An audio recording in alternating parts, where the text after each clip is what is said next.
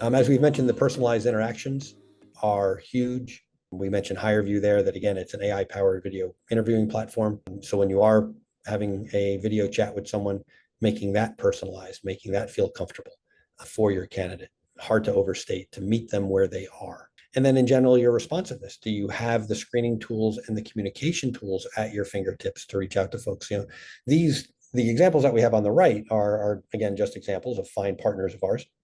But if you look at ATSs in general, and you look at all these solutions and a few more to come, of course, vendors are trying to build in multiple aspects of everything that we're mentioning here, right?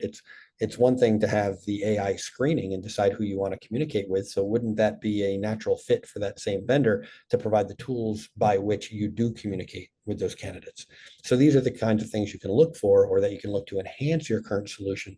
If you have a tech stack that will accommodate some point solutions, maybe you don't have a text messaging service today. Maybe that's not built into your ATS. You can go out and find them and integrate them and make sure you're communicating that way. Or whatever other specific thing that you are looking to implement, is it built in, or can you go find it in the marketplace? Because you're looking for the synergy that allows you to keep the process moving efficiently and quickly.